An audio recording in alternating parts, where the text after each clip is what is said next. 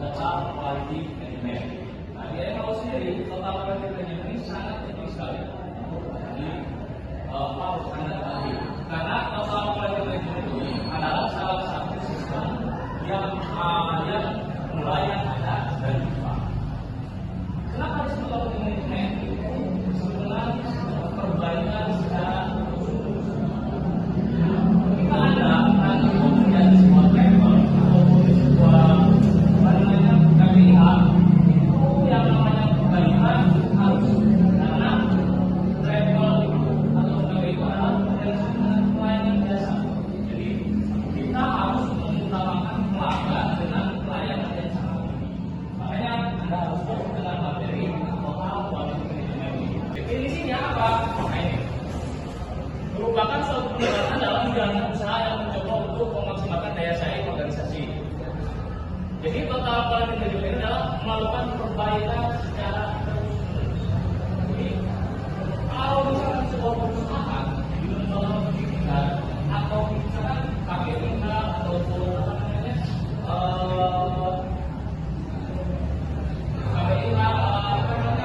level perusahaan jadi dari perusahaan yang tidak ada masalah. Perusahaan lembaga yang tidak ada masalah itu adalah masalah. Kenapa? Karena tidak ada masalah sekali munculnya akan mengakibatkan jadi apa? Bintang itu awalnya tidak ada masalah, tiba-tiba ada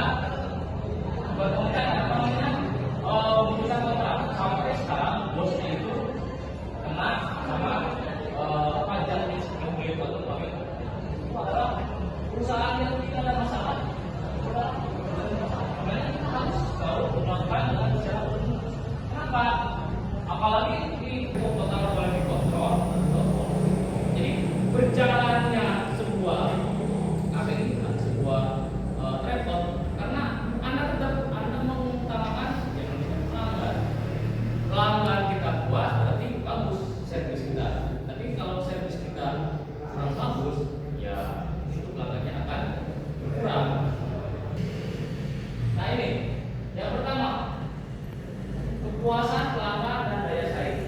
Yang pertama adalah fokus pada pelanggan. Jadi pelanggan itu apa sih keluhan pelanggan? Baik, nah untuk kualitas pelanggan kita harus mempunyai sikap yang toleransi. Kenapa? Karena pelanggan kita itu tidak semua pelanggan itu satu keyakinan sama kita. Bisa saja agamanya Islam, Kristen, Hindu, Buddha. Dan juga budayanya juga belum tentu sama kita. Rasnya juga belum tentu sama kita. Makanya kita harus mempunyai sikap toleransi karena kita tidak boleh membeda-bedakan pelanggan karena pelanggan kita itu sama. Tidak memboleh-bolehkan karena agamanya, sukunya, rasnya, budayanya dan sebagainya. Nah, yang penting tujuan kita adalah bahwa pelanggan kita itu adalah puas dengan servis kita. Makanya sekali lagi kita harus bisa menerapkan dalam diri kita terhadap pelanggan kita itu adalah mempunyai sikap toleransi terhadap pelanggan kita supaya pelanggan kita itu puas. Di Honda kalian ada pernah kasus ya rangka ESA dalam waktu 1 bulan 2 bulan langsung diperbaiki. Tapi tetap pelanggan yang tidak banyak yang bilang. Anda pernah mendengar ada penurunan pelanggan Honda? Kemungkinan walaupun turun itu tidak drastis. Nah itu ini karena dia melakukan perbaikan terus. Ada masalah langsung perbaiki. Ditutup dengan apa? Dengan produk baru lagi. Ada pokoknya secara keseluruhan ini Honda itu tidak kemarin ada masalah ya tidak langsung anjlok pindah ke Honda. Tetap pelanggan ada walaupun berkurang itu tidak drastis. Selanjutnya ada partisipasi total. Jadi kita selain menjual produk juga, bagaimana untuk kita melakukan segala terus inovasi ataupun improvement. Nah, kita harus berinovasi. Jadi kita harus membaca bagaimana saingan kita, bagaimana kekurangan kita. Waktu pertemuan kemarin saya sudah menggunakan analisis SWOT, ya, kekurangan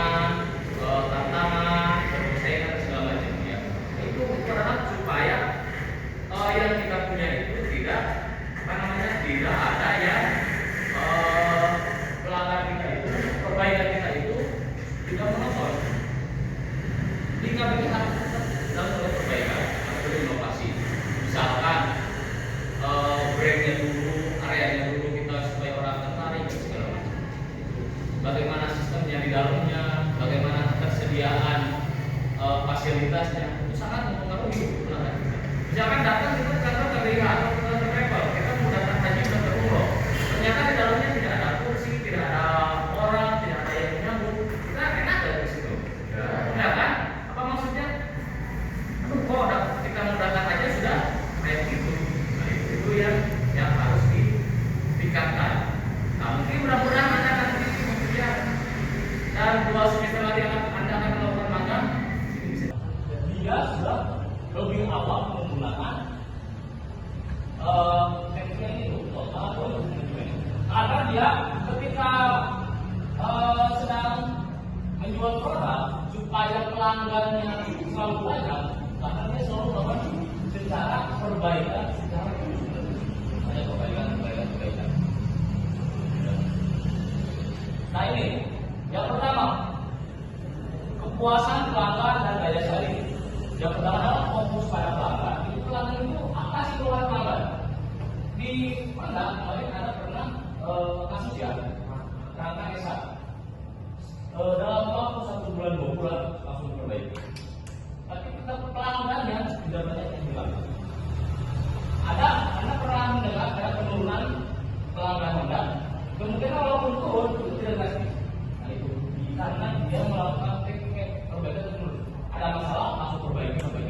Itu tuh kenapa dengan orang baru? Ada pokoknya secara keseluruhan ini mulai ada masalah yang tidak langsung drop tidak ada, tapi tetap pelanggan ada walaupun berkurang itu tidak drastis. Selanjutnya ada partisipasi setelah. Jadi kita selain menjual produk juga, bagaimana dengan pelanggan setelah. Terus inovasi ataupun improvement. Nah, kita harus inovasi. Jadi kita harus membaca bagaimana saingan kita, bagaimana kekurangan kita. Nah, waktu pertemuan kemarin saya sudah menggunakan analisis SWOT, ya, kekurangan, tantangan, terus saingan segala macam. Ya. Itu adalah supaya yang kita punya itu tidak ada yang pelanggan kita itu, perbaikan kita itu tidak monoton. Jika kita harus berbeda, harus berinovasi. Nah ini ya, prinsip TKM ada 4. Pertama, kepuasan pelanggan. Servis kita harus maksimal supaya pelanggan kita puas dan tidak kemana-mana. Mungkin besar dia bawa pelanggan yang baru. Nah sekarang teknologi sudah canggih, tapi tetap dari mulut ke mulut itu bisa saja terjadi. Seperti kebetulan si Rondon, dia bawa temannya misalkan 5 orang, tapi itu tidak menggunakan media, karena saya boleh di sini, saya juga masuk karena info sekarang lagi lebih bagus. Jadi dia komunikasinya. Respect tidak setiap orang. Nah, ini kita harus respect. Jangan misalkan ada yang mendaftar diajukan, misalkan dilihat dengan pakaiannya, si misalkan playernya belum mandi, datang, oh ternyata ya baik saja. Mungkin ada yang datang dengan setelah dia saya inginkan, apalagi perusahaannya jangan seperti itu, jangan digeser. Tetap respect pada semua orang itu salah satu contoh. Dan berikutnya manajemen berdasarkan fakta. Nah itu fakta itu kita bisa menggunakan POAC lah, berarti progresi itu sudah umum lah. Yang berikutnya perbaikan dan kesinambungan. Sekali lagi, perbaikan itu perbaikan secara keseluruhan. Ketika seperti yang saya sampaikan tadi, Anda itu tetap perbaikan itu walaupun hanya kecil, jangan terlalu sepele. Di tempat kita bekerja, apalagi kalian punya usaha. Tapi kan banyak perusahaan yang tidak berhasil gagal dalam TKM. Kenapa? Nah, ini perusahaan ketika kita menerapkan TKM banyak tidak menerapkan. Kenapa? Karena dia tidak mau belajar. Tidak mau belajar. Pada perusahaan yang sukses, itu kita harus merasa kecil, merasa rendah. Walaupun kita sudah meningkat, yang menerapkan ini karena potensi yang secara berkesinambungan, kita harus mau belajar. Jangan merasa ganas. Kita belajar dengan yang lebih bagus dari kita. Kita ambil ilmunya, tekniknya, inovasi itu sangat bagus sekali. Karena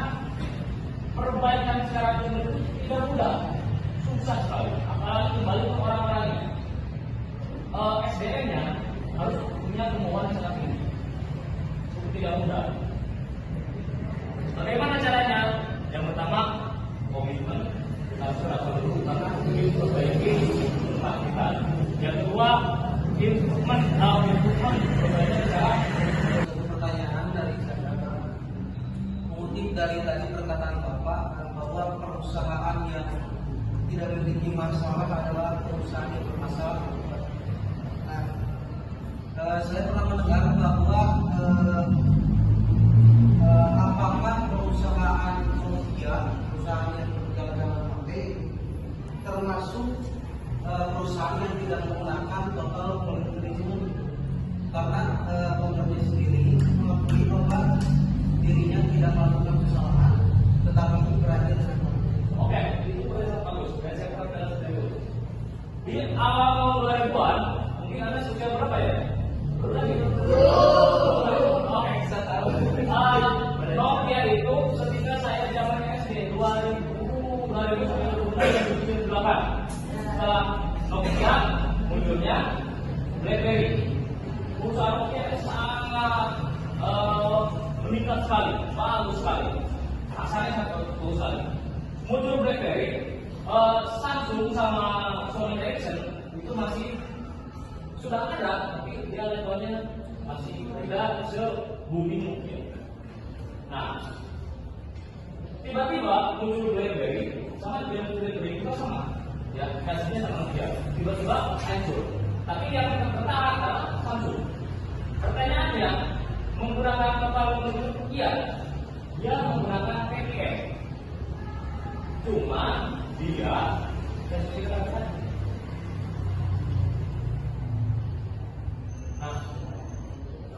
dia merasa di atas. Apakah Nokia ada inovasi? Tidak. Apakah BlackBerry ada inovasi? Tidak. Nah itu pertanyaannya. Dia merasa di atas, makanya mungkin dia tidak sadar bahwa akan ada pesaing yang lebih ekstrim lagi. Dia tidak melakukan inovasi. Karena inovasi yang pertama muncul adalah kalau nggak salah produk Samsung dengan menggunakan touch screen. Dia merasa di atas. Ini contoh, jadi dia tuh ya tadi perusahaan yang kerja karena dia seperti itu karena dia tidak mau melakukan perbaikan. Nah sekarang kalau Samsung kan dia melakukan terobosannya sedikit-sedikit. Ketika Nokia Samsung ada, ketika BlackBerry Samsung ada, dan sampai sekarang Samsung sudah tidak ada. Tapi dia terus setiap 6 bulan sekali Samsung itu mengeluarkan produk baru. Sehingga dia sampai itu masih awal-awal ya. Samsung itu bertahan dari zamannya Nokia sampai sekarang. Sekarang sudah saingannya dengan iPhone ya. Jadi Samsung itu selalu produk baru. Itu namanya inovasi. Waktu dia tidak merasa di atas angin. Gimana caranya si perusahaan ini tetap stabil, tidak kalah saing dengan mengkondisikan kondisi zaman sekarang. Itu ya. Tadi pertanyaan sangat bagus sekali. Itu adalah salah satu gambaran bagaimana kita melakukan perbaikan terus-menerus dan jangan merasa di atas. Kalau di atas kita harus berendah, karena ada hal yang mungkin tiba-tiba akan terjadi. Nah, salah satunya adalah oke, itu ya, itu adalah